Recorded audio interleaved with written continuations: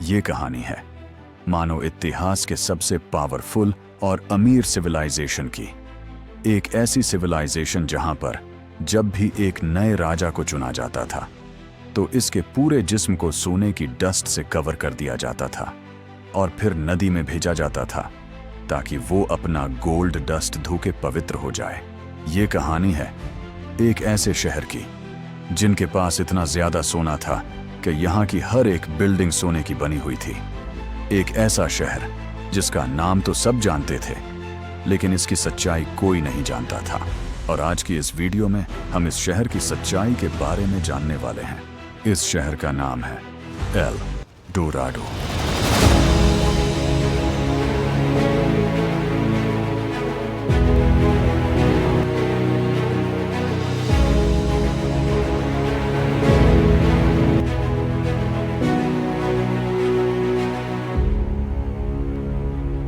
दोस्तों, इस कहानी की शुरुआत होती है आज से करीब 3300 साल पहले 1270 बीसी के आसपास साउथ अमेरिका के थाईलैंड में कुछ इंडिजीनियस सिविलाइजेशंस रहा करती थी।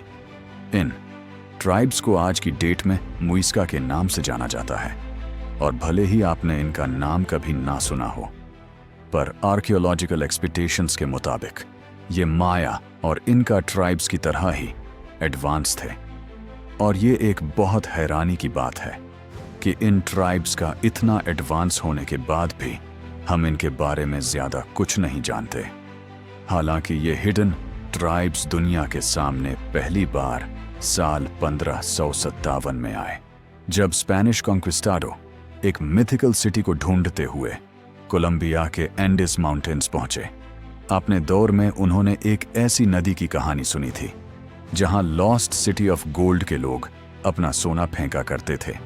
और जब वो 1545 में ग्वाताविता नदी के पास पहुंचे तो उन्होंने इस नदी के सारे पानी को बकेट से बाहर निकालना शुरू किया और पूरे 3 महीनों के बाद अचानक उन्हें इस जगह पर इतना सोना मिला जिसकी आज की डेट में 80 लाख रुपए से भी ज्यादा की कीमत है। और ये सोना नदी की गहराई में यूं ही पड़ा हुआ था। अब ये इस बात के लिए काफी था कि ना सिर्फ सोने के शहर को लेकर सारी कहानियां सच थी, बल्कि सोने का मिलना इस बात का भी सबूत था कि वो लोग इतना ज्यादा सोना यूं ही नदी में बहा देते थे। तो इनके पास और कितना सोना रहा होगा। तो यहीं से शुरू हुई the expectation to find El Dorado. ये एक स्पेनिश जबान का लफ्ज है जिसके मीनिंग है द गोल्ड। ग्वाताविता नदी के मिलने से पहले भी सिटी ऑफ गोल्ड के बारे में बहुत से किस्से कहानियां लोगों के दरमियान मशहूर थे। ये कहानियां इस वक्त और भी ज्यादा मशहूर हो गई जब गोंजालो फर्नांडिस ने 1535 में अपने डिस्क्रिप्शन में उन्होंने लिखा था कि एल डोराडो में रहने वाले लोग रस्म के दौरान अपने जिस्म पर गोल्ड पाउडर लगा के ऐसे चलते जैसे कि नमक हो और फिर इस गोल्ड डस्ट को नदी में नहाकर अपने आप को पवित्र करते थे।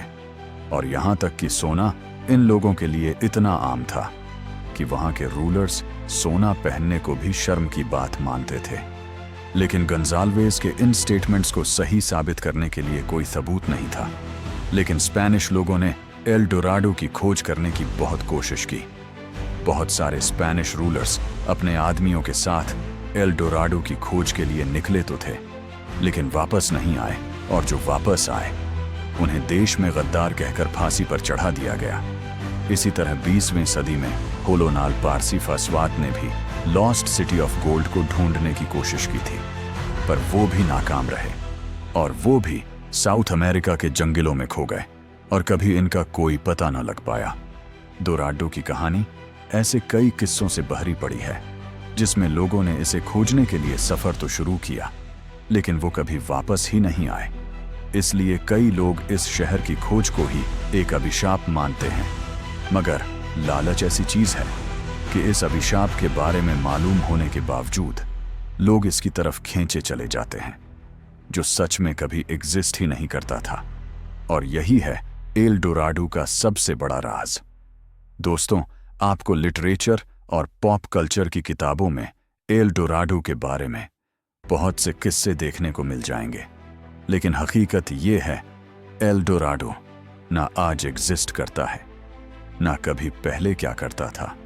अब ऐसे ही कुछ राइटर्स के बढ़ा चढ़ा के लिखे जाने वाले दावों और जब गुआतावीता नदी की खोज हुई और इसके अंदर ढेर सारा सोना भी मिल गया, तो पूरी दुनिया ये समझने लगी कि इस खोए हुए शहर के बारे में कही गई हर एक बात सच है।